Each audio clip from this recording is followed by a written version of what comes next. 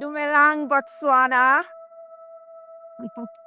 Where I'm from, we say Ajadede Mukiao.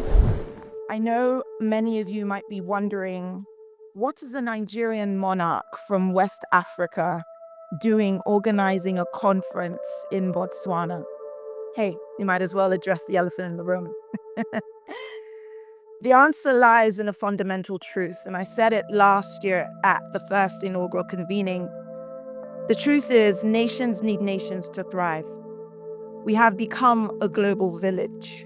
If what happens in America or China, and a lot has happened over the last year, affects the economy of African nations, then how much more what happens in one African nation affecting another African nation? Africa, though separated by borders, is deeply interconnected in values, in culture, and in our shared humanity.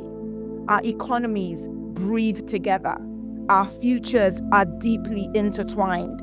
So African nations and the African diaspora, it is time for us to come together to trust one another and to co-create Africa, the next chapter. So to that question, what is a Nigerian monarch doing in Botswana? I'm going to steal a chapter or a sentence from His Majesty's book. His Majesty often says, I am an African monarch domiciled in Nigeria.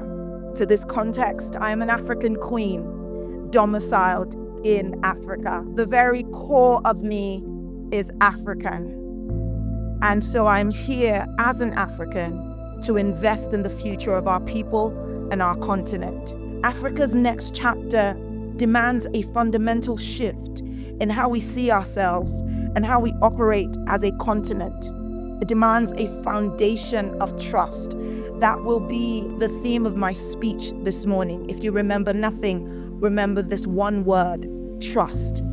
Because the transformation we seek isn't just about infrastructure or policies, which we will discuss in this convening. It is about revolutionizing our collective mindset from fragmented nations to a unified force. When I say I am African, and that weight carries the same weight and commitment as any national identity, then we will begin to unlock the foundation for true continental prosperity. At Elevate Africa, we exist to serve as a bridge between our nations, our people, and our possibilities. For us, Africa, the next chapter, is more than just a tagline. It is our vision of Africa, building the future on its own terms. And we deliberately chose to write this chapter here in Botswana, because Botswana is where quiet competence has met continental ambition, where excellence and intentional progress are not just preached, but are practiced. Feel free to please give a round of applause to our host country. Elevate Africa's role here then is to broker alignment where it matters most, between policy, capital, and culture, between the builders and the systems that help them scale. We convene not just to talk, but to connect people. We equip to strengthen capacity, and we broadcast to shift the narrative from potential to proof. Since Abuja, that approach has been tested and it holds. It has led us to Africa, the next chapter.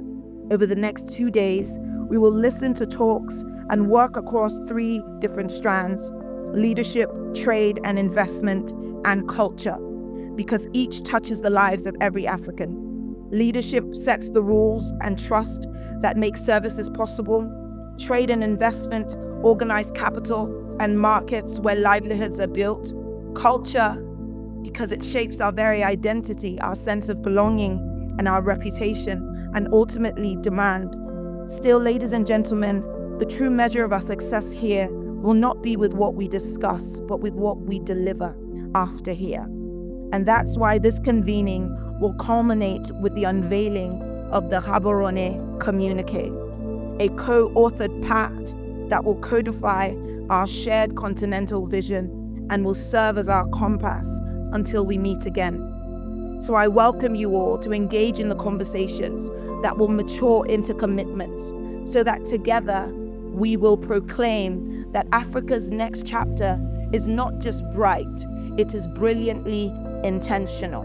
And when the world reads our next chapter, may it be said that Africa dared to trust, Africa dared to believe together, Africa dared to write together, and Africa built together.